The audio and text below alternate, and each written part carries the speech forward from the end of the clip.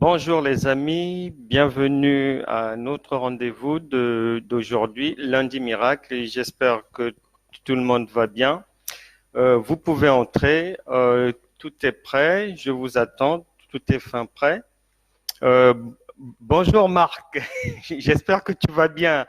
Bonjour Séverine, j'espère que tout le monde va bien. Oui, Marc, et qu'en Normandie, il y a du beau temps là-bas, ben, je l'espère bien, et que ben, les Tatiana et les autres vont bien. Bonjour mon frère Constant, j'espère que tu vas bien. Bonjour Didier. Je vous prie de participer et de partager, s'il vous plaît, ce direct. Vous serez bien gentil et ça vous bénira. Le Saint-Esprit vous fera du bien, mais je voulais dire. Alors, pour aujourd'hui, on a beaucoup de travail. On a pas mal de travaux à faire en prière.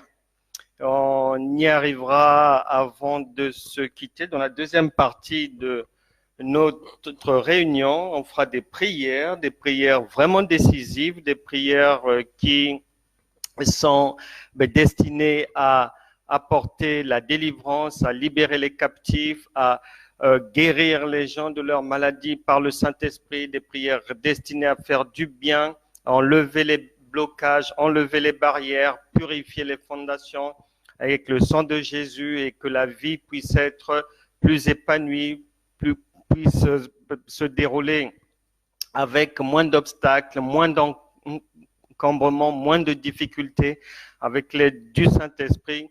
Merci Séverine pour avoir mentionné ton témoignage et j'invite aussi les autres à en faire de même lorsque le Saint-Esprit vient vous délivrer, lorsque le doigt de Dieu apparaît dans votre vie. Il faut toujours le témoigner parce que c'est le témoignage qui permet à quiconque de croire que si le Saint-Esprit l'a fait pour l'autre, c'est qu'il pourra aussi le faire pour moi. Donc, je vous invite à le faire à chaque fois que Dieu vous vient en aide, à chaque fois que le Saint-Esprit vient à votre secours. Alors, avant d'en arriver à la prière aujourd'hui, donc on va aller dans un enseignement sur les véritables objectifs de la vie chrétienne, tout simplement parce que il est à remarquer que il y a beaucoup de gens, beaucoup de croyants, beaucoup de chrétiens qui ont une vie chrétienne, une vie qu'ils appellent chrétienne très passive, voire touristique, qui consiste vraiment à faire de l'accompagnement, accompagner les autres ou aller chauffer les bancs de l'église ou bien à penser qu'ils servent Dieu ou qu'ils sont agréables à Dieu parce qu'ils font le service du protocole dans une assemblée ou bien ils font l'autre là, ils travaillent aux offrandes ou à la louange, à l'adoration. Non, lorsqu'on médite la parole de Dieu, lorsqu'on voit ce que Jésus-Christ nous a laissé comme modèle et comme œuvre à suivre, toutes ces choses-là ne sont pas mentionnées, ce sont des choses périphériques, des choses secondaires, des choses qui n'ont pas l'impact principal, l'impact qu'il faut, qui ne sont pas les premières choses que le Saint-Esprit attend d'un chrétien comme vous et moi. Donc, moi, j'aime bien aller du monde naturel, donc de l'Ancien Testament, pour toujours finir dans le monde spirituel parce que la foi et ses objectifs, œuvrent, travaillent, existent, fonctionnent dans le monde spirituel. Donc, ça n'a rien à voir avec le monde naturel. Et donc, à savoir que auparavant, nous étions liés, nous étions en alliance avec l'Éternel, notre Dieu, euh, par une alliance de la loi, une alliance humaine, une alliance charnelle, et c'est ce que nous retrace tout l'Ancien Testament. Lorsqu'on arrive au Nouveau Testament, avec la venue de Jésus-Christ, là, on rentre maintenant dans une nouvelle alliance, dans le règne de l'Esprit. Ce n'est plus la lettre qui nous dirige, mais c'est l'Esprit de Dieu qui nous dirige. Et le Seigneur s'était rendu compte que, en étant à l'extérieur de l'être humain, comme dans l'Ancien Testament, les hommes avaient vraiment du mal à non seulement marcher selon le modèle de Dieu, mais à manifester la gloire de Dieu sur terre dans cet environnement difficile. Alors, il a trouvé un plan en se sacrifiant à la croix pour venir nous aider à y arriver et à poursuivre ce qu'il a fait en étant à l'intérieur de nous par le Saint-Esprit. Donc, à partir de là, puisque le Saint-Esprit est maintenant en nous, nous venons à Dieu en ouvrant notre cœur à Jésus-Christ. Romains chapitre 10, verset 9 à 10. Si tu confesses de tout ton cœur si tu confesses de tout ton cœur le Seigneur Jésus-Christ et que tu crois, si tu confesses de ta bouche et que tu crois de tout ton cœur que Dieu l'a ressuscité des morts, il n'y a pas de problème. Tu es le bienvenu et Dieu te fera du bien. Maintenant, lorsqu'on devient enfant de Dieu, les objectifs que Dieu nous fixe à tous ceux qui rejoignent le royaume de Dieu, ce sont des objectifs d'être ambassadeurs du Christ, le représentant du royaume de Dieu. Ce monde a son fonctionnement, les nations ont leur fonctionnement. Si vous allez en Angleterre, par exemple, si vous venez du Burkina Faso, du Congo-Kinshasa, de Cuba ou de France ou de Belgique, où on roule à droite, mais lorsque vous arriverez en Angleterre, à Londres, on va vous dire non, ici, on roule à gauche, et c'est comme ceci, c'est comme cela. Si tu achètes une maison ici, la maison ne t'appartient pas parce que le sol appartient à la reine. Nous avons une reine au-dessus de nos têtes, donc nous sommes les sujets de la reine, Élisabeth II. Donc, on t'explique les règles de fonctionnement dans la société anglaise. Si tu arrives en France, on va te dire oui, ici, on roule à droite, il y a des feux rouges, ceci, cela, on t'explique, c'est une république. Si tu achètes une maison ici, bien que tu ne sois pas en Angleterre où la maison appartient toujours à la reine, mais d'une manière donnée, même si tu es propriétaire de la maison ne t'appartient pas vraiment à 100% parce que chaque année, on t'obligera à payer la taxe foncière. Donc, c'est comme si tu es locataire dans ta propre maison. En fait, ça veut dire ça. Donc, chaque pays, chaque royaume a son mode de fonctionnement. Donc, lorsqu'on y arrive, on vous explique qu'au Burkina Faso, ça fonctionne comme cela. À Cuba, c'est comme cela. En Angleterre, c'est comme ceci, etc., etc.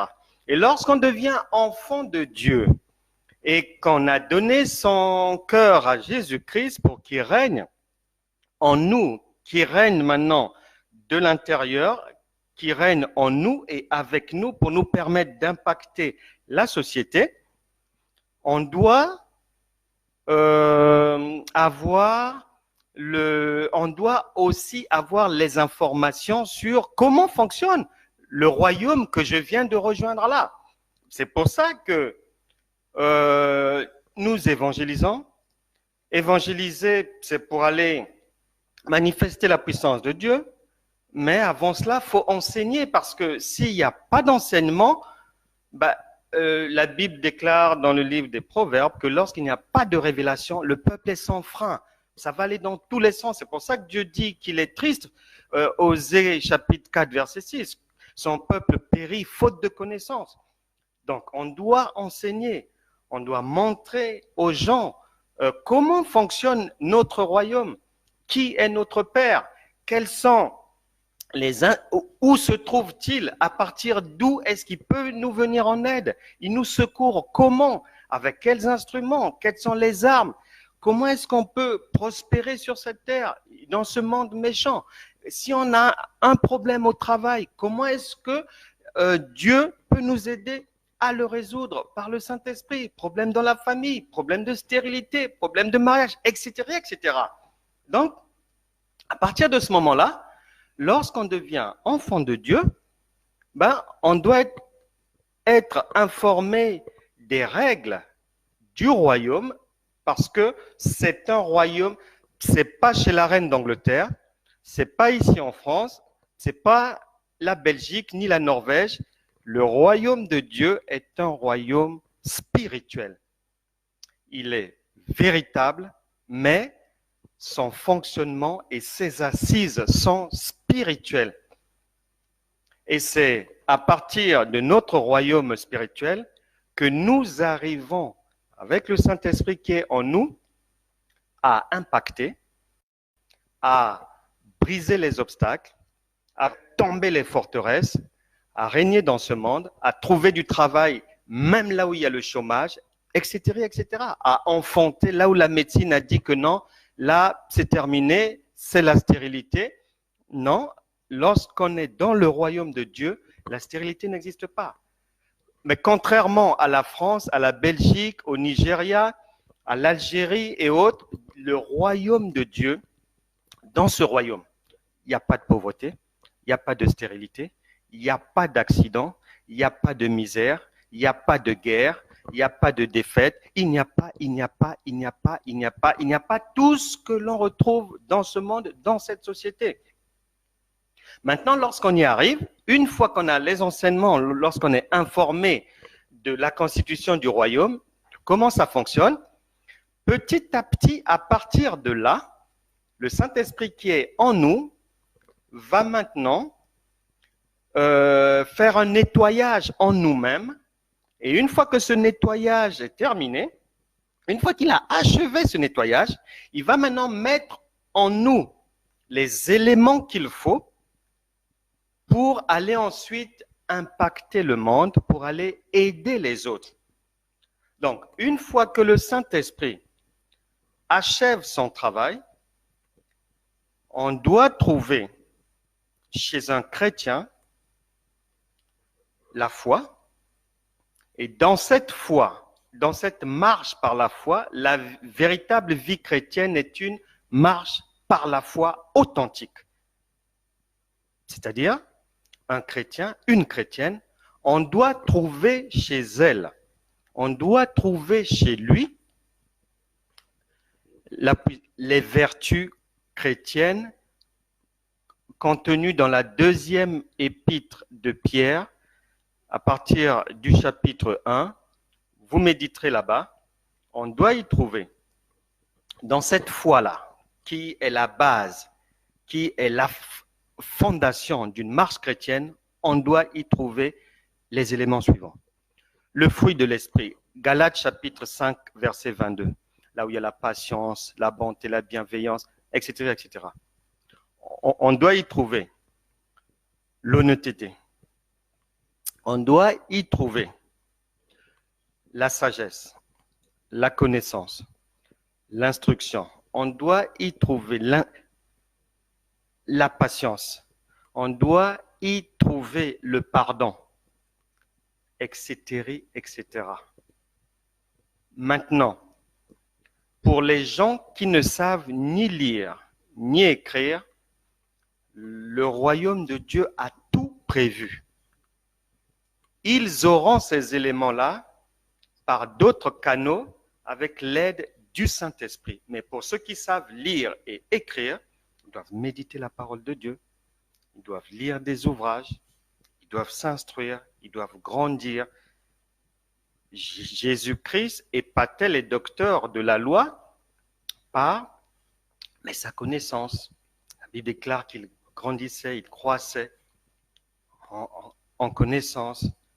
et en stature, en maturité. Donc le chrétien authentique doit suivre le même cheminement que Jésus-Christ.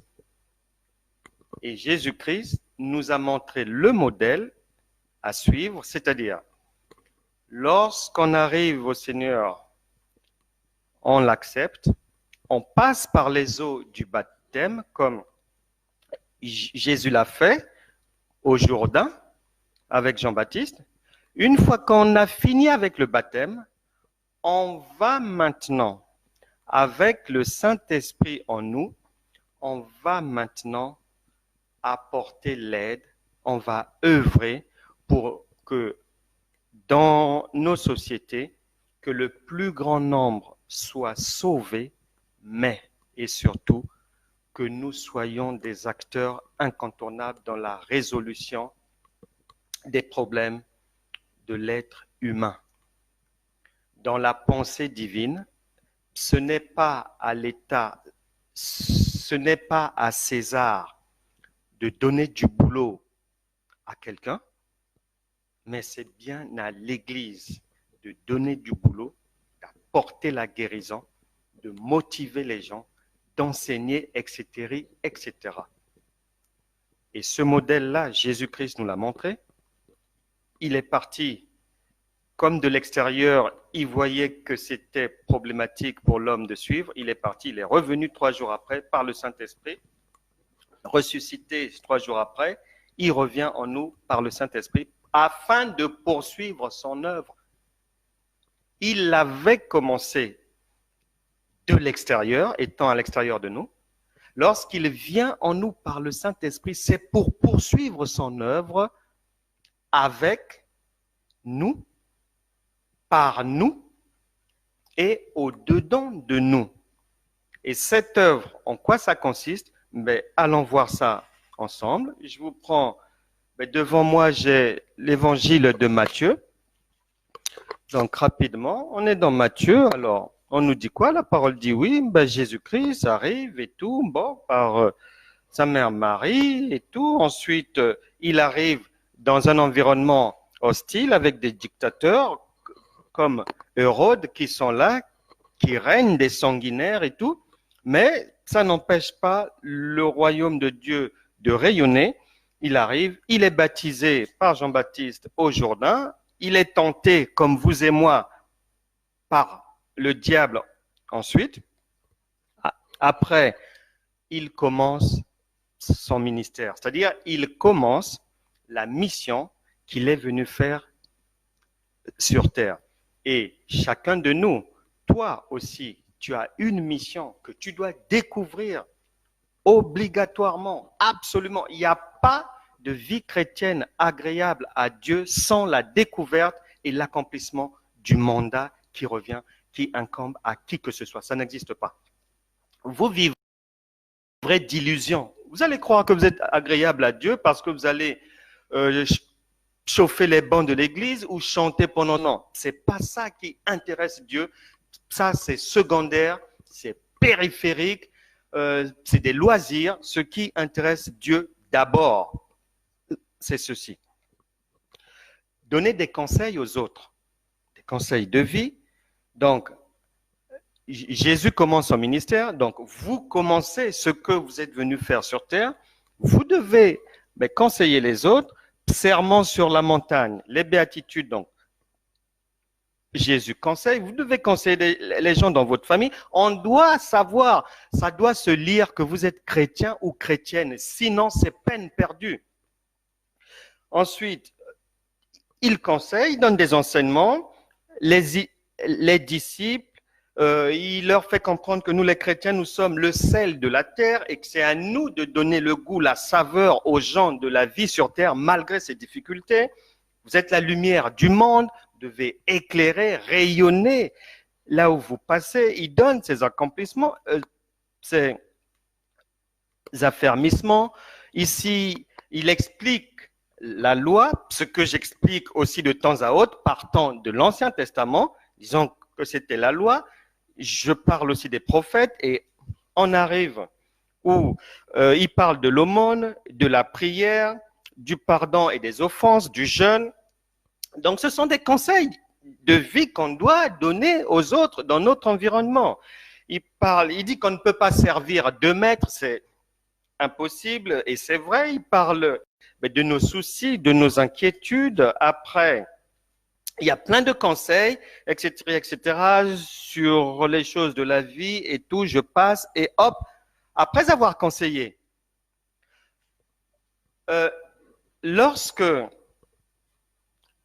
si on a une somme d'argent et qu'il y a quelqu'un qui a faim qui vient vers nous, on peut l'encourager, mais une fois qu'on l'a encouragé, une fois qu'on lui a dit que non, la vie, des fois, c'est comme ça, il y a des hauts et des bas, si cela, obligatoirement, on se doit de lui soit trouver un peu d'argent ou soit un repas.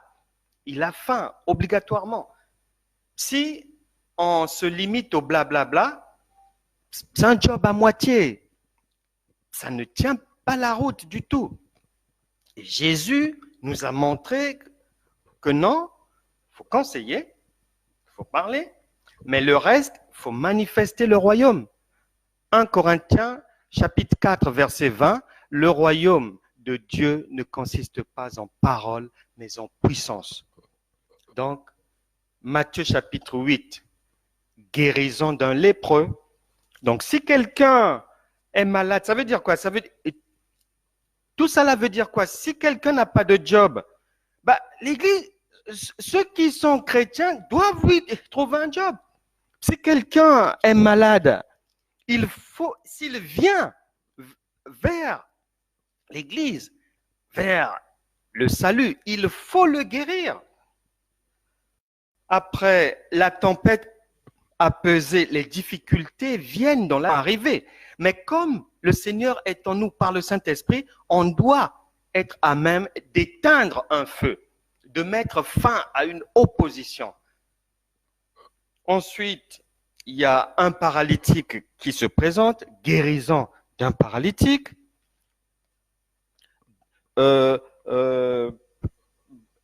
Question des disciples, il y répond.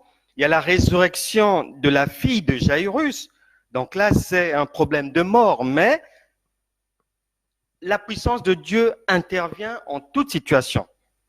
Ensuite, il nous est dit, Matthieu 9, à partir du verset 27, diverses guérisons, donc plusieurs, donc, etc. Ça consiste à résoudre les problèmes des gens. La vie chrétienne, c'est ça. Et dans cette marche-là, il y aura des incrédules, mais c'est pas grave. Le job doit se poursuivre. Matthieu chapitre 12, verset 38, un miracle refusé, oui, ça arrivera. Il y aura des incrédules. Et vous savez que quelqu'un que Dieu a maudit, il est maudit. Donc, une personne destinée à l'enfer, elle ne croira pas. Parce qu'elle est destinée à l'enfer, c'est tout. Ne vous posez pas de questions. Et après ce miracle refusé, on retrouve la multiplication des pains. Un miracle encore de Jésus-Christ, la marche sur les eaux, etc. Les miracles sont sans fin. Et après, ça se termine par son sacrifice à la croix. Et 3 jours après, le Saint-Esprit arrive. Et désormais, avant de partir, il avait dit, attendez là-bas, vous recevrez une puissance, le Saint-Esprit survenant sur vous, et vous serez mes témoins jusqu'aux extrémités de la terre. Et ce Saint-Esprit-là, c'est lui-même qui revient par un autre canal pour œuvrer avec nous de l'intérieur, puisque nous sommes co-ouvriers, dit la parole, avec Christ, et co-héritiers. Donc nous sommes maintenant 2 à œuvrer. Lorsque vous faites quelque chose, si vous êtes réellement chrétien, vous n'êtes pas seul. Christ est avec vous, si vous avez réellement le Saint-Esprit. Donc voilà la mission en résumé que tout un chacun a reçu, c'est de poursuivre l'œuvre commencée par Jésus-Christ. Et la vie chrétienne consiste en la poursuite de cette œuvre. Une vie chrétienne sans cela, nulle et non avenue. notre royaume, le royaume de Dieu, ne reconnaît pas ça, puisque les gens du royaume ont chacun une feuille de route. Lorsqu'on vient dans le royaume, lorsque l'on arrive, obligatoirement, que l'on en ait conscience ou pas, que l'on ait reçu la révélation ou pas, que l'on ait compris la révélation ou pas, une feuille de route est remise à tout un chacun de ce qu'il doit faire en étant sur terre. Parce que le Saint-Esprit qui vient en nous ne vient pas pour faire du tourisme. Il ne vient pas pour se pavaner.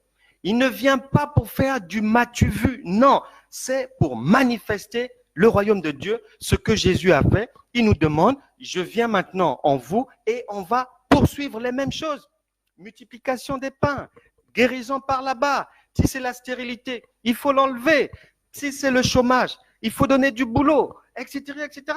Si c'est un supérieur emmerdant au travail, quelqu'un qui vous dérange ou quoi, ben, par la prière, il faut le mettre de côté. Et il sera mis de côté.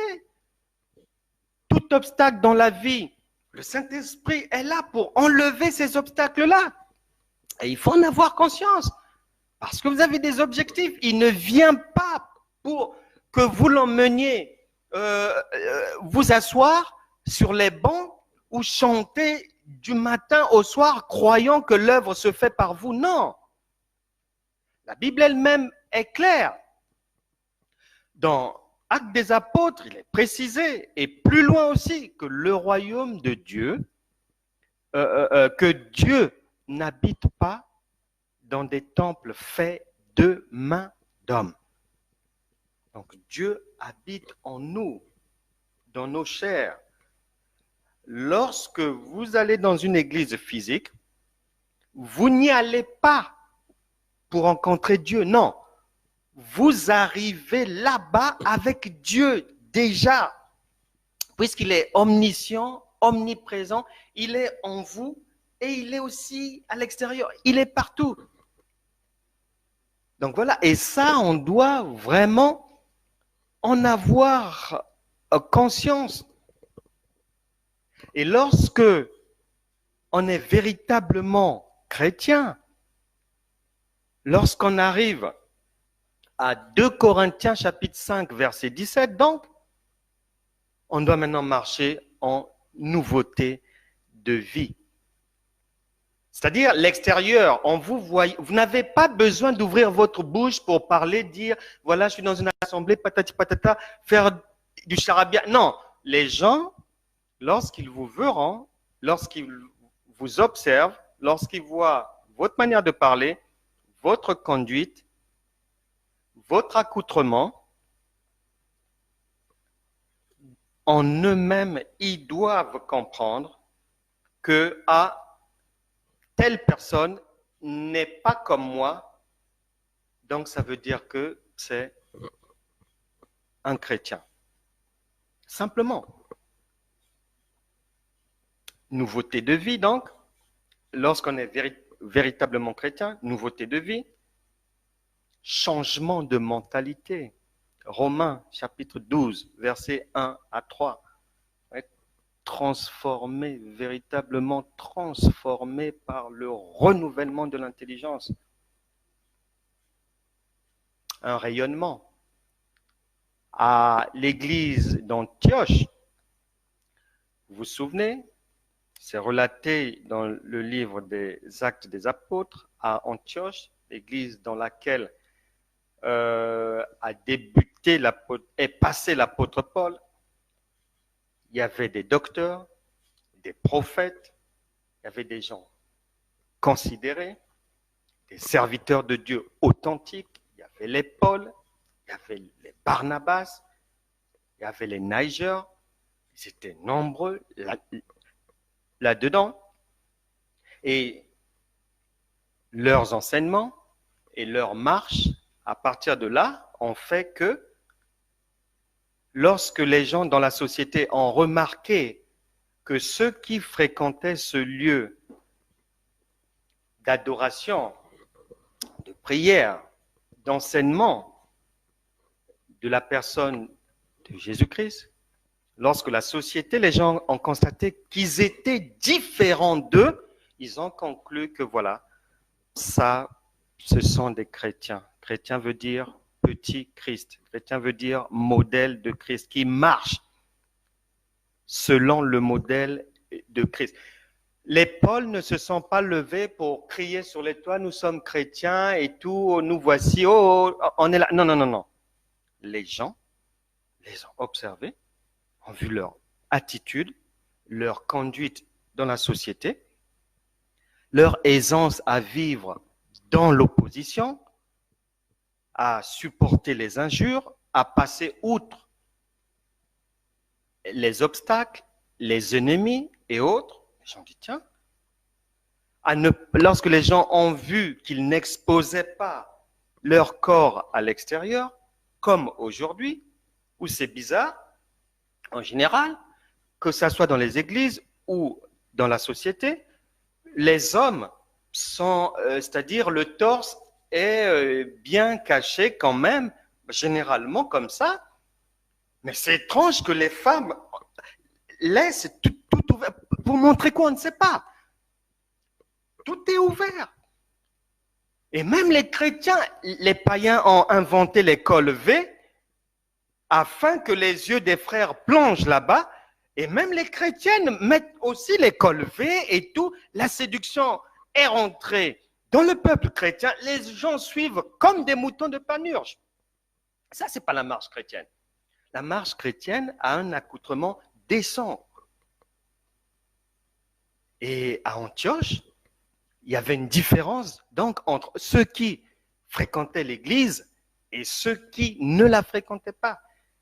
Et les gens du dehors avaient conclu que non, ça, ce sont des gens qui marchent selon le modèle du Christ, donc de Dieu, et ce à quoi vous êtes appelés, ce à quoi je suis appelé.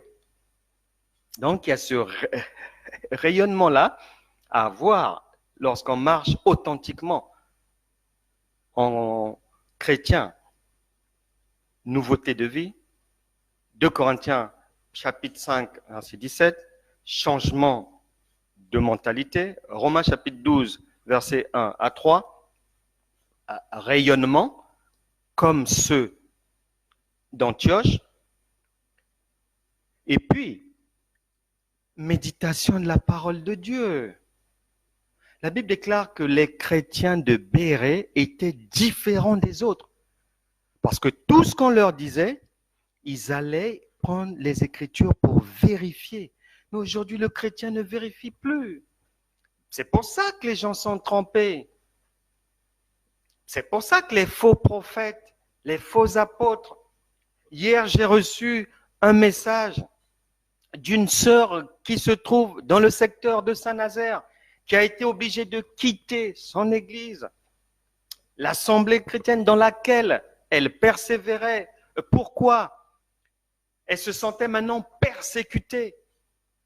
Les prédications, c'était offrande sur offrande, dîme sur dîme. Faut donner, faut donner, faut donner, faut redonner. Pour que Dieu fasse, faut donner, etc., etc. Et elle me disait qu'à un moment donné, que elle se sentait pas bien. Si elle n'avait pas 20 ou 30 euros à les donner en offrande, elle sentait que c'est comme si elle n'était pas qualifiée pour mettre ses pieds dans la maison de Dieu. Vous vous rendez compte? Et je ne vous parle pas des faux prophètes, faux apôtres, faux docteurs, dont la parole de Dieu nous avait mis en garde, qui invite.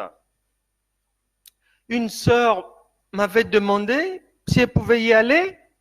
Elle était invitée par le pasteur de leur assemblée pour faire sa délivrance. Et le lieu de la délivrance était où? Dans une chambre d'hôtel. Et ce genre de cas se répète à notre époque. Et ces gens-là peuvent se permettre de le dire, de faire ces choses, parce qu'ils savent que les chrétiens ne veulent plus méditer la parole de Dieu. Ils ont remis leur sort entre les mains des humains. C'est grave. Donc, il faut vérifier, il faut méditer la parole. Et Dieu est dans sa parole. Enfin, quatrièmement, lorsqu'on devient chrétien, la marche chrétienne est une marche par la foi. Et c'est une marche. Marcher par la foi veut dire marcher dans le surnaturel. La foi est surnaturelle, elle n'est pas charnelle. La vie chrétienne est une vie surnaturelle. Dieu, par sa miséricorde, nous prend de l'ignorance, des ténèbres, du péché, nous prend du monde humain souillé, pour, par l'opération du Saint-Esprit, qui n'est pas visible à l'œil nu, pour nous faire passer dans la vie divine, dans la société, la vie dans la société divine, celle du royaume de Dieu, qui est une vie surnaturelle. Ça n'a rien à voir avec le naturel. Vie surnaturelle veut dire quoi? Ça veut dire qu'un chrétien ne résout pas ses problèmes comme les autres qui sont encore naturels et charnels. Non. On vient rapidement de balayer avec vous le mode opératoire de Jésus-Christ. Un problème, il résout. Il ne résout pas en allant demander conseil à ceux qui ne connaissent rien. Il résout selon les standards du royaume de Dieu. Nulle part on a vu, même lorsque Jésus est interpellé, il est avec Pierre, ils sont interpellés par les gens des impôts, les gens de César, pour leur demander de payer l'impôt. Si vous méditez bien ce passage-là, vous n'allez pas voir que Jésus ou Pierre sont allés demander de l'argent ou quoi que ce soit à des amis ou dans le monde ou à une banque. Non. Pourquoi? Parce que dans le royaume de Dieu, les ressources sont illimitées. Elles ne sont pas visibles à l'œil nu, mais Romains chapitre 4, verset 17 dit que le chrétien a la capacité d'appeler à l'existence des choses qui n'existent pas comme si elles étaient. Et Jésus va dire à l'agent des impôts, mais il n'y a pas de problème. Si ce n'est que l'argent, il n'y a pas de problème. Mais nous avons nos banques, mais elles ne fonctionnent pas comme les vôtres ici. Et on ne récupère pas ce qu'il y a dans notre banque, comme chez vous ici.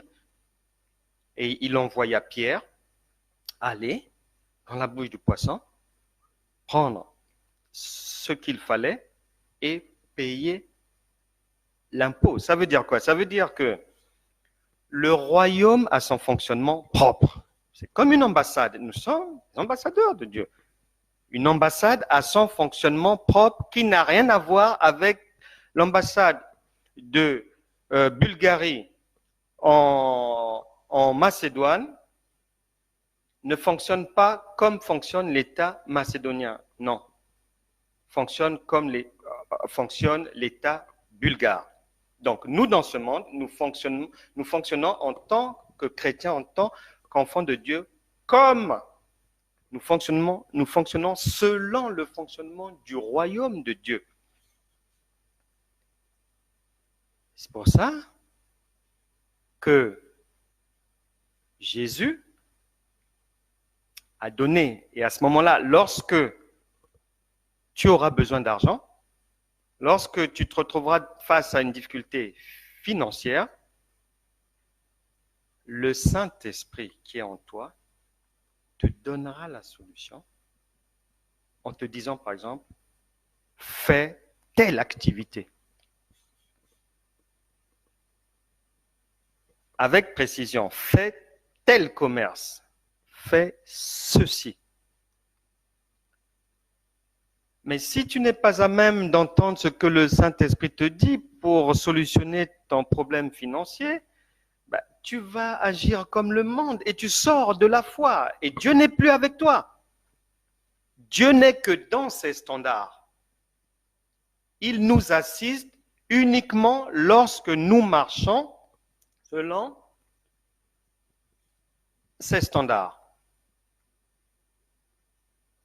L'ambassade d'Afrique du Sud aux États-Unis, à Washington, vient en aide, vient au secours, trouve des solutions pour les sujets sud-africains et non américains. Chacun son mode de fonctionnement. Et nous, du royaume, le royaume a déjà les solutions. Et c'est pour ça que Jésus finira par dire, comme pour dire à cet agent des impôts, non, doucement, c'est vrai que comme on marche chez vous ici, dans ce monde, vous nous imposez tel impôt, ceci, cela. Non, il n'y a pas de problème. Même si vous ne nous avez pas vu travailler, c'est pour ça que vous êtes étonnés. Vous venez maintenant nous tendre un piège. Non, nous avons notre manière de faire qui n'a rien à voir avec chez vous ici, chez César, mais nous avons nos ressources. C'est pour ça que nous sommes à même de vous payer.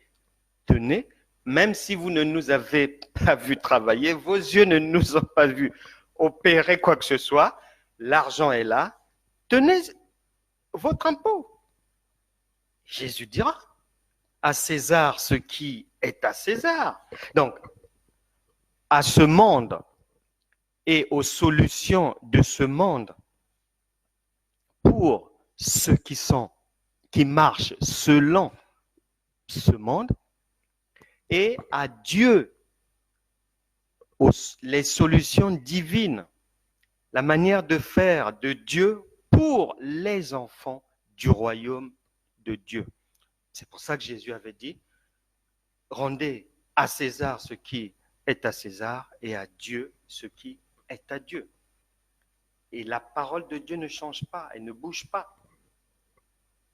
Vous ne pouvez pas vous dire chrétien et marcher et solutionner vos problèmes de la même manière que les gens du monde. Non, ça ne tient pas debout. Vous n'êtes plus dans la foi. Les solutions de la foi sont les solutions du royaume de Dieu uniquement. Il n'y a pas de mélange. On ne mélange pas.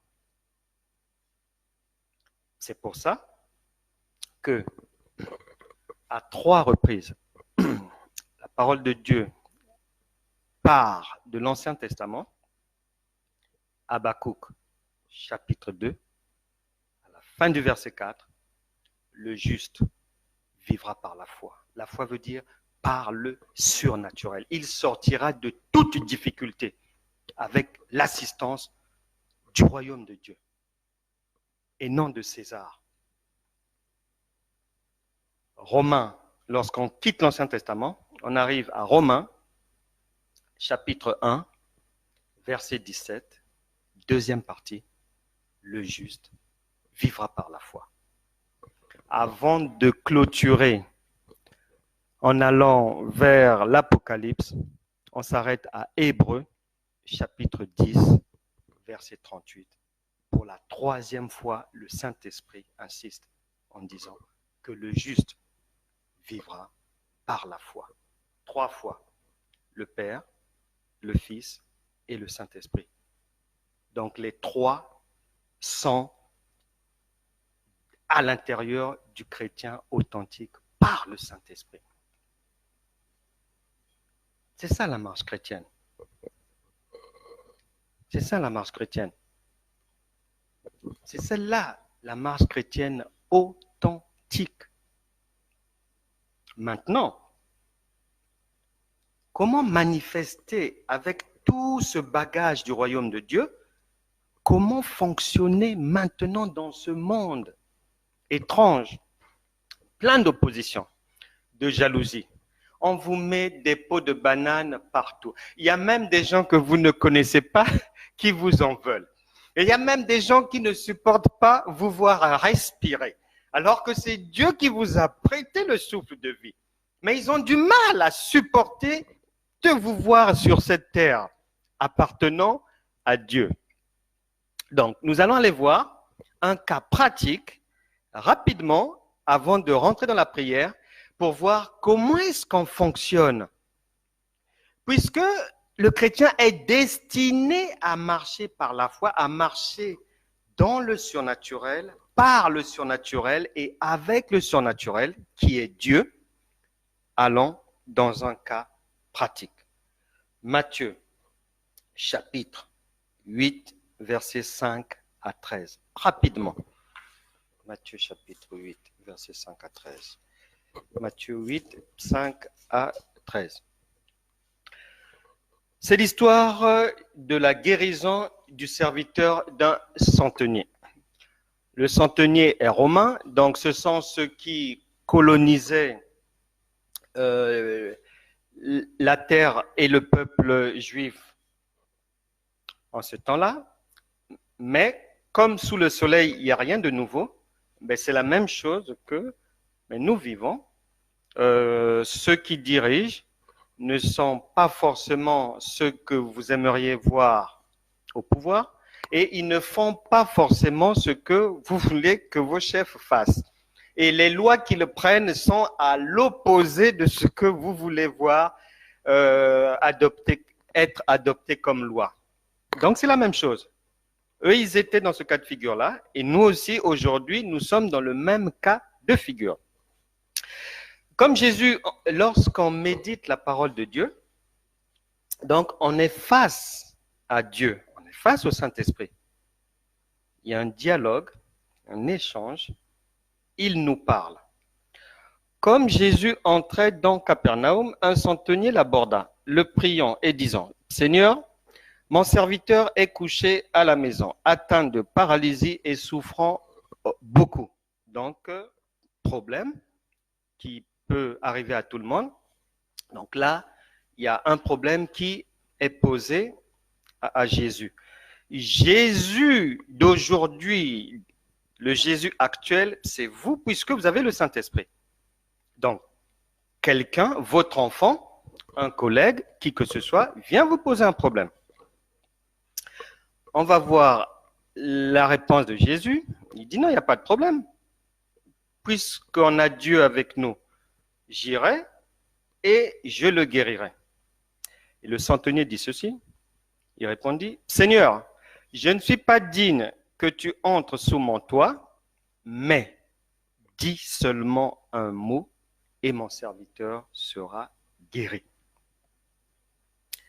Ça, c'est formidable. Voici un étranger, il n'est pas juif, mais il a entendu parler de Jésus-Christ et de ses miracles. C'est pour ça que dans Romains, il est dit que la foi vient de ce qu'on entend. Et ce qu'on entend vient de la parole de Christ. Donc, sur la base de ce qu'il a entendu, que non, ce Jésus-Christ, il vient de Dieu, il est à même de résoudre toutes sortes de problèmes, qu'il soit présent ou absent, il agit, il est partout, il a tout créé par sa parole, et si jamais tu as un problème, tu es face à lui, il suffit qu'il dise quelque chose et c'est réglé, lui croit en ça. Et là, il explique à Jésus pourquoi est-ce qu'il dit cela. Que Jésus n'a pas besoin d'arriver chez lui pour prier pour son serviteur. Ça ne sert pas parce que lui sait que les anges sont au service de ceux qui doivent hériter le salut et que lorsqu'on a Dieu, vu qu'il est omniprésent, il est partout. Là où je parle, le Saint-Esprit est là. Là où vous êtes, le Saint-Esprit est là. À Sofia, il y a le Saint-Esprit. Moscou, le Saint-Esprit est là-bas en même temps. En Alaska, il y est. À Chicago, à Durban, en Afrique du Sud, il est présent en même temps. Il est présent à Alger, il est partout. Dans les fleuves, sur les fleuves, dans les mers, partout, en même temps.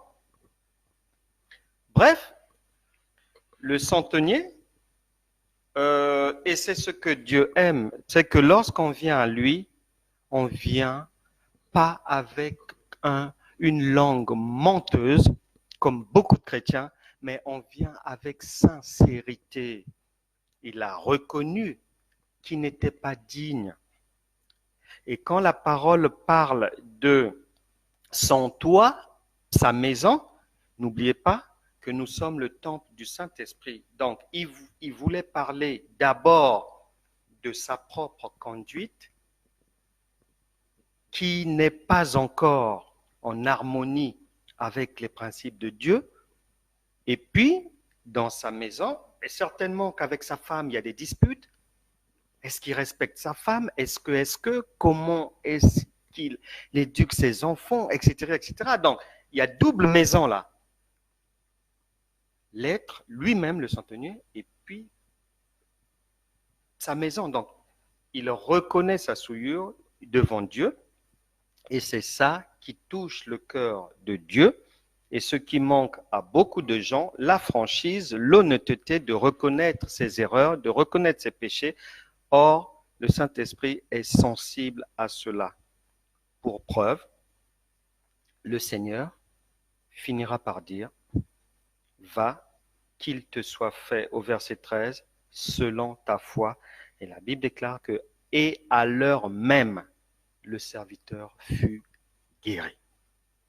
C'est sur cette base de cette croyance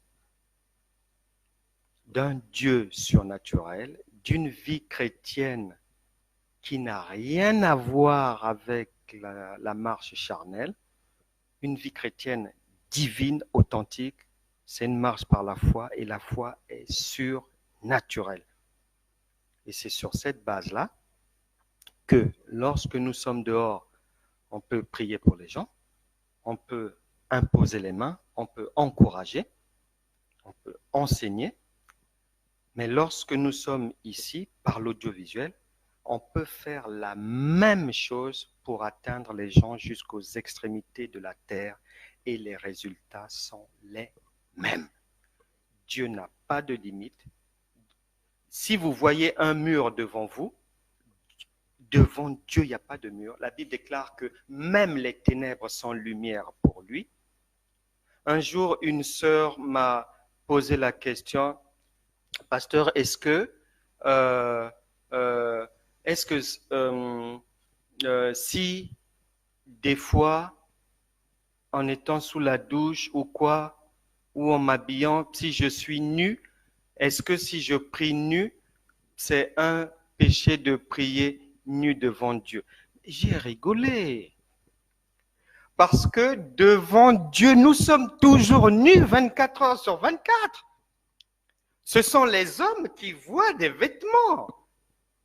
Mais David l'a dit que toute notre nudité est devant Dieu. Personne ne peut se cacher où que ce soit. C'est ce Dieu-là que nous prions. C'est pour ça que je vous conseille de prêter attention aux prières que nous faisons là. Parce que le Saint-Esprit est partout. Lorsqu'on commence à prier, soyez connectés. Même si le sujet de prière n'est pas le vôtre, mettez-le dans cette prière, qu'il y ait la connexion, le Saint-Esprit va agir. Puisqu'il est partout et il est en vous. Nous avons le pouvoir, l'autorité de donner des ordres, de commander aux anges d'aller délivrer les gens, de marcher sur les serpents, les scorpions. Luc chapitre 10, verset 19. C'est ça la marche chrétienne. C'est pas face à une difficulté, non. Jésus n'a jamais pleuré. On n'a jamais vu un disciple pleurer. Les apôtres n'ont jamais pleuré. Puisque tout le monde est averti que la vie sur terre consiste en une succession de difficultés, que ça soit à l'école, que ça soit dans la famille, que ça soit avec les amis, que ça soit dans la société qu'on veut créer, et que ça soit des difficultés avec la CAF, un problème à résoudre avec la Sécu, que ça soit aux impôts, avec l'État. Mais voilà, une femme qui veut divorcer. 2 semaines après, c'est un mari qui a trouvé une maîtresse là-bas. Il faut résoudre cela. 3 semaines après, c'est une maîtresse qui est en train de menacer un foyer. Il faut régler ce problème. Là-bas, il y a une maladie après, etc., etc. C'est pour ça que Martin Luther King avait raison de dire qu'une église qui n'est pas capable de résoudre les problèmes sociaux, économiques des gens n'a pas sa raison d'être, elle doit disparaître.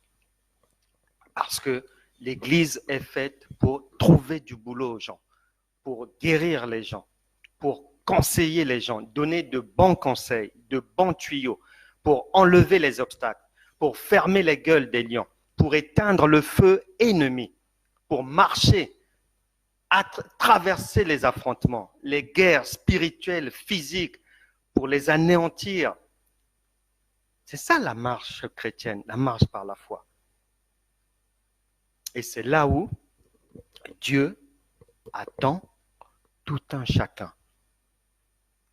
Et pour finir, dans le fonctionnement du royaume de Dieu, il y a une parole pour tout enfant de Dieu, pour ceux qui sont contenus dans ce qu'on appelle les gens de la maison de Dieu.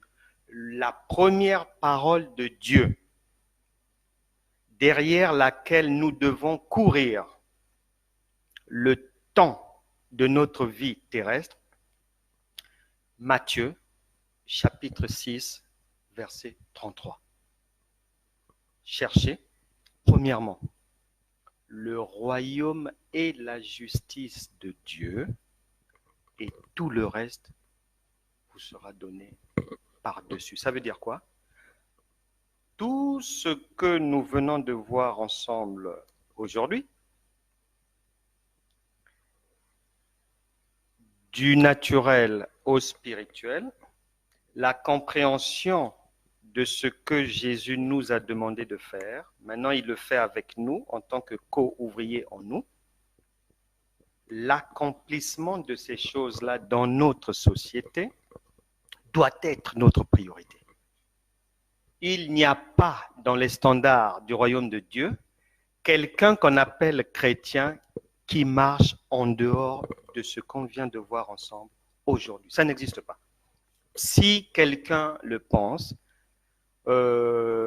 c'est que la personne se trompe elle-même par de faux raisonnements. Dieu ne change pas, le juste vivra par la foi. Prions le Seigneur. Seigneur, merci pour ta parole.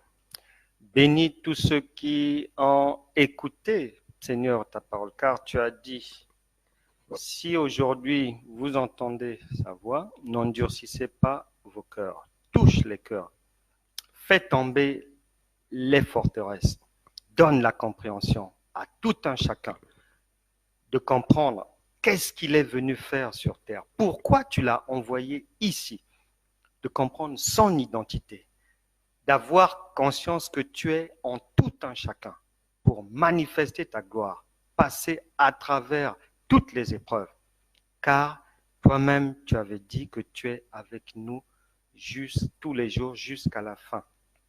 Seigneur, fortifie tout un chacun, touche les cœurs, fais du bien, ouvre leur entendement, parle-leur encore de jour comme de nuit, rends leur compréhension claire et qu'elles puissent saisir plus facilement les réalités de ton royaume, Seigneur. Donne à tout un chacun la volonté, la capacité de méditer ta parole. Il en sera ainsi au nom de Jésus. Amen. Passons aux prières. Alors, aujourd'hui, nos prières auront pour fondation, auront pour fondement les paroles de Dieu contenues dans 1 Corinthiens chapitre 4, verset 20, ne consiste pas en paroles, mais en puissance. Ensuite, notre texte d'appui pour envoyer les anges aller faire leur travail par le Saint-Esprit est contenu dans Jérémie chapitre 48, verset 10. Je vais vous lire de quoi il s'agit. Jérémie chapitre 48, verset 10, le Saint-Esprit dit ceci. Maudit soit celui qui fait avec négligence l'œuvre de l'Éternel. Et moi, je ne veux pas faire l'œuvre de Dieu avec négligence. Et je ne voudrais pas que vous aussi, vous puissiez le faire avec négligence. Là, entendu par là l'œuvre de Dieu, entendu par là ce que Dieu vous a demandé de faire, entendu par là votre raison d'exister ici, entendu par là ce que vous devez faire pour que votre société, votre environnement soit meilleur, c'est comme ça qu'il faut entendre l'œuvre de l'Éternel. Et la deuxième partie du verset dit, « Maudit soit celui qui éloigne son épée du carnage. » Maudit soit celui qui éloigne son épée du carnage. Ça veut dire, pour résumer, celui qui travaille avec négligence pour le royaume de Dieu, Dieu le maudit. Et celui, lorsqu'il faut faire la guerre, parce que beaucoup de gens, et malheureusement des chrétiens naïfs, pensent que lorsqu'on devient chrétien, tout est amour. Oui, je le dis, je le redis, l'amour de Dieu nous console des difficultés. Mais pour sortir de la difficulté, c'est la puissance de Dieu. 1 Corinthiens chapitre 4, verset 20. Il faut faire recours à la puissance de Dieu. Et c'est à cette puissance-là qu'on va faire appel. Aujourd'hui, puissance de Dieu veut dire qu'il y a de ces moments lorsque l'opposition, lorsque les adversaires se sont dressés longtemps contre vous. Et des fois, vous n'avez rien fait de méchant, aucune méchanceté, mais des gens se dressent devant vous, vous en veulent, leurs yeux ne supportent même pas vous voir gratuitement. Lorsque des gens en veulent à votre vie, en allant voir des marabouts, en jetant sur vous des sorts, en vous maudissant, lorsque des gens font de la magie, des gris-gris, pour venir vous faire du mal la nuit, lorsque des gens mettent des choses étranges sur votre passage, dans le voisinage ou sur votre lieu de travail, lorsque des gens ont déjà juré que vous ne devez pas voir le 31 décembre 2019, que vous devez mourir, lorsque des gens ont juré que vous ne réussirez jamais, lorsque des gens ont frappé les mains pour dire que vous ne pouvez pas mettre au monde, lorsque des gens ont dit que vos enfants, pour réussir, il faudrait que vous marchiez sur leur cadavre d'abord, etc., etc. Lorsque c'est comme ça, il faut faire la guerre. C'est ce que nous venons de lire ensemble. Le Seigneur l'a dit, maudit celui qui, à ce moment-là, ne fait pas la guerre. N'oubliez pas, dans le livre des Hébreux, le Saint-Esprit nous l'a rappelé que Dieu est un feu dévorant. Si vous allez à la fin, là-bas, Apocalypse chapitre 12, verset 7, mentionne clairement qu'il y eut guerre. Et cette guerre jusqu'aujourd'hui entre Satan et ses démons et les enfants de Dieu, elle existe. Mais, à la différence, c'est que nous sommes déjà victorieux parce que c'est une guerre qui n'est pas humaine comme les guerres humaines, il faut livrer la guerre. Non, non, non, non. Les enfants de Dieu, dans le royaume de Dieu, lorsque nous allons en guerre, nous allons en vainqueur d'avance. Nous n'allons pas en réalité pour faire la guerre, non. Nous allons ramasser le butin, simplement le butin de guerre. Et donc, tous ces gens-là qui se sont levés contre vous, qui ne veulent pas vous voir réussir, qui ne veulent pas voir vos enfants être épanouis, qui ne vous supportent pas, nous allons simplement faire la guerre. Soit ils dégagent, ils vous laissent libre, ils vous laissent avancer, ils laissent vos enfants avancer, ou soit ils tombent. Quand je dis tomber, ça veut dire quoi? S'ils en veulent à votre vie, la Bible déclare que celui qui creuse une fosse contre toi, il tombera. Donc, ceux qui en veulent à votre vie, ils vont tomber, tant pis. On n'a plus le temps à attendre des pardons. Jésus revient bientôt. Le temps nous est compté. Les gens ont le temps de se repentir. Ils ne veulent pas. Ils s'entêtent dans le mal. Apocalypse 22, verset 11, précise, chacun est dans son couloir. Les méchants, qu'ils poursuivent leurs œuvres. Les justes, qu'ils poursuivent. Donc, chacun est dans son couloir. Et maintenant, nous allons répondre à tout ce que les gens font, que ce soit en pensée ou en fait, en pensée, en parole, en acte, contre vous.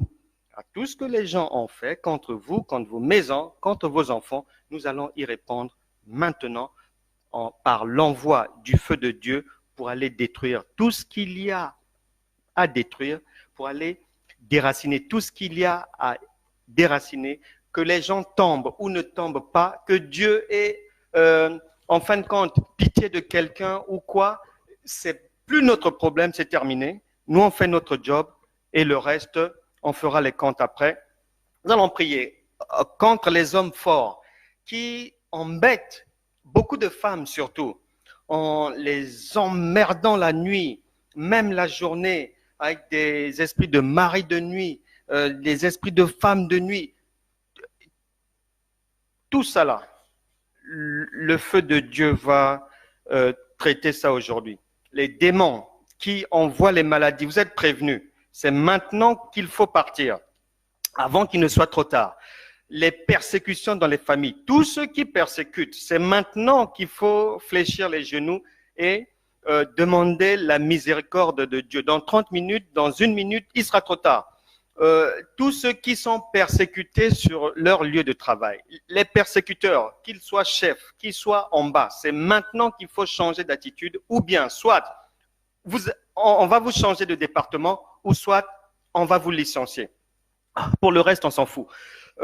Tous ceux qui sont en train de chercher à briser des foyers, c'est maintenant qu'il faut se repentir. Pendant que je parle, tous ceux qui ont emmené quelque chose qui vous appartient, chez des voyants, chez des voyantes, chez des marabouts, médiums, etc., etc., des praticiens, des féticheurs, des vrais féticheurs, des faux, rien à serrer, tout ce monde-là, dans le même sac, c'est maintenant où vous allez tomber. Tout ce qui bloque les projets des gens. Les gens ne peuvent pas investir, tout est bloqué, les dossiers n'avancent pas, etc., etc. Il y a toujours un papier qui manque.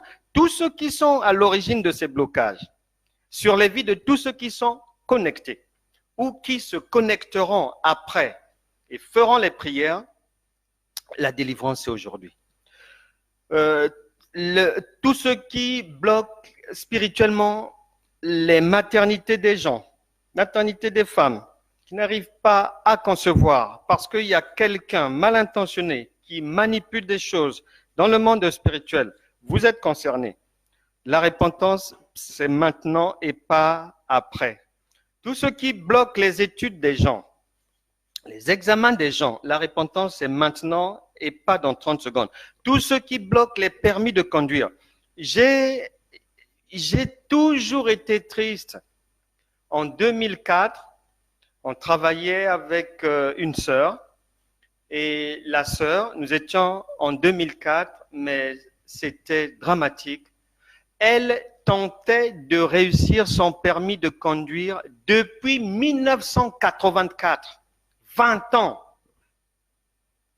Donc, un simple papier qu'en Europe, même un jeune de 17 ans a entre les mains, est devenu la vision de vie, le projet de toute une vie d'une personne, le combat de toute une vie. Donc, ça faisait 20 ans qu'elle n'arrivait pas à réussir l'examen du permis de conduire. Tous ceux qui sont concernés par ce genre de problème. Peut-être que ça ne fait pas 20 ans, ou peut-être plus de 20 ans, on ne sait pas. Ou moins de 20 ans, peu importe. Si vous êtes victime de la malveillance, aujourd'hui, ça va s'arrêter. Tous ceux qui sont persécutés dans leur songe, aujourd'hui, ça s'arrête. On se connecte, on se met en prière et tout ce monde-là doit dégager. Prions. Au nom de Jésus, au nom puissant de Jésus, que le feu de Dieu pourchasse tous les ennemis de ceux qui sont maintenant connectés, de ceux qui sont connectés en esprit et en vérité à cette prière, ceux qui sont concernés par tout ce que je viens d'énumérer, tous ces problèmes, tous ceux qui sont dans ces problèmes ou qui connectent à cette prière d'autres problèmes, qu'ils soient délivrés aujourd'hui. Que le feu de Dieu pourchasse leurs ennemis, leurs adversaires, les sorciers, les magiciens, les tradipraticiens et autres qui les persécutent. Que le feu de Dieu les pourchasse dans les eaux, sous terre, sur les arbres, dans les forêts, dans les villes, à travers les murs, au bureau, dans les maisons, dans les voitures. Que le feu de Dieu les pourchasse nuit et jour à partir de maintenant. Qu'ils soient pourchassés. Je leur retire le sommeil, je leur retire la faim, je leur retire la soif, je leur retire le sourire maintenant, au nom de Jésus. Que quiconque a creusé une tombe pour vous y faire entrer, qu'il tombe lui-même dans sa propre tombe, au nom de Jésus. Que toute personne qui vous a maudite par des paroles ou par des gestes, je fais un retour à l'envoyeur maintenant, au nom puissant de Jésus.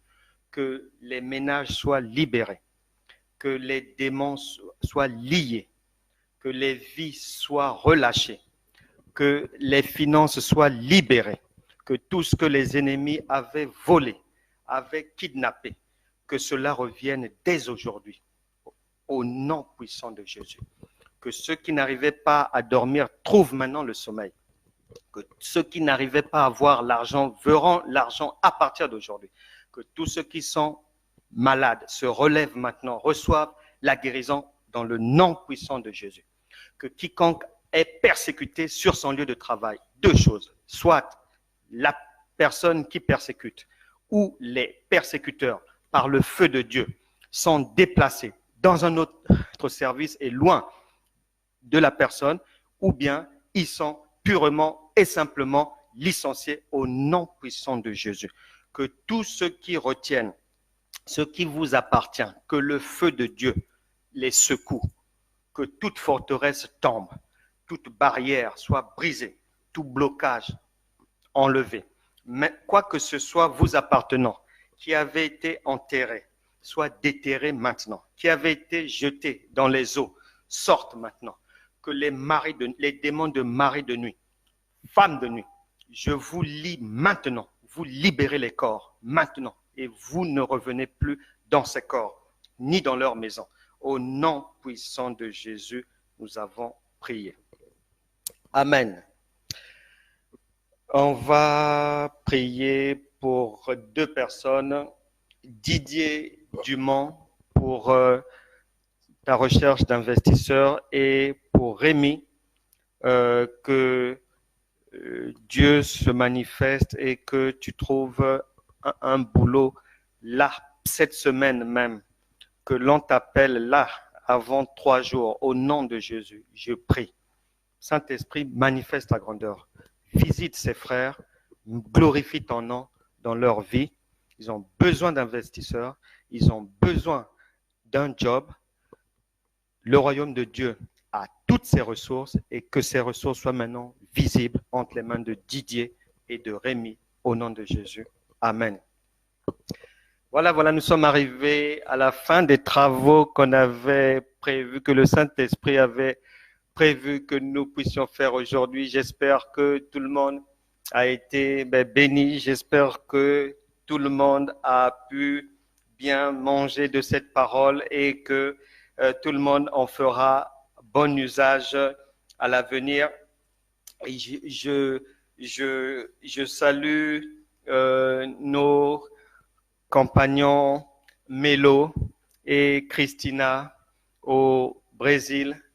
Que le Seigneur vous assiste, qu'il continue à vous faire du bien, que votre ministère puisse vraiment rayonner et être un ministère représentant valablement le royaume de Dieu par la foi et le surnaturel là-bas au Brésil et ailleurs. Et je vous conseille vivement que quiconque reçoit ou constate l'intervention divine dans sa vie, il ne faut pas hésiter à témoigner, à laisser des témoignages qui vont fortifier les autres, qui vont faire du bien au royaume de Dieu. Et lorsqu'il y a ce genre de choses, il y a de la joie, il y a la fête dans notre royaume. Témoigner, ce n'est pas interdit. Et lorsque vous témoignez, vous appelez le Seigneur à faire un autre miracle encore dans votre vie. Salutations à tout le monde. Grosse bise à vous tous. Patricia, Séverine, Constant, Olivier, il y en a tellement. Sandra, il y en a tellement. Je vous embrasse. Edwige, Laure, Flore, il y en a énormément. Que Dieu vous bénisse vraiment. Soyez bénis et demeurez et profitez de l'assistance du Saint-Esprit qui vit toujours en vous, mais quotidiennement, et qui compte sur vous pour poursuivre l'œuvre débutée par Jésus-Christ. Et nous venons de voir ensemble ce qu'il nous a demandé de poursuivre. Que Dieu vous bénisse. Marie-Jo, bisous. À Coco, Ketika, bisous à tout le monde. Vraiment, soyez bénis et recevez pleinement votre délivrance, recevez votre guérison, recevez votre prospérité, recevez la paix, la joie, le repos de Dieu aujourd'hui et à jamais. On se retrouve demain à 13h. Là, nous aurons des travaux sur les songes et l'interprétation des songes. Que Dieu vous bénisse à Haïti, à Port-au-Prince, à Kinshasa, à Pointe-Noire, à Namur, en Belgique, à Lagos au Nigeria, à Cape Town. Que Dieu vous bénisse partout. Et à demain, 13h, heure de Paris.